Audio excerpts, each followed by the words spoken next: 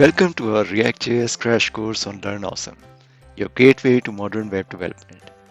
Today we are diving deep into React, a powerful library that transforms the way you build user interfaces. If you have ever wondered how your favorite apps load faster, update seamlessly, and offer an incredible user experience, it's all thanks to React. On the surface, they look like regular pages, but behind the scenes, they are made up of independent components, like a search bar, results, or ads, each a world of its own and doing its own thing. Here's the twist: these components don't just sit there, they react to user actions and influence each other.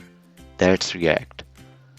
Each component is independent, but React makes them respond to user events, like clicking a result, pressing a button, or interacting with an ad. It doesn't reload everything, it updates just the parts that need it. Smart, right? Now let's talk search. As you type, it doesn't disturb the page. It just shows suggestions based on your input. Only when you hit search does it trigger an update for the outside world. Here's the cool part: React knows exactly what to update. When the component like search triggers a change, only the related components like results and add gets updated, not the whole page. Component-driven architecture is the key to superb performance we have come to expect from popular websites. Like when you like this video and subscribe to the channel, the video playback won't be affected. React, however, takes this architecture a step further. It not only limits the update to related components, but only the parts of the component that needs to change. This amazing capability makes React stand apart from competition, keeping things efficient and scalable. Want to see how it works behind the scenes?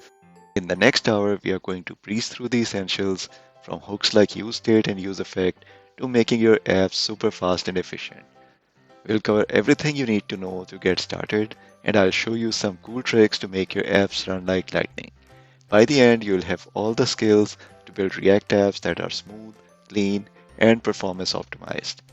But before we dive in, let's make sure you are comfortable with the basics: HTML, CSS, and a pinch of JavaScript. A little React knowledge helps, but don't worry if you're new, we got you covered.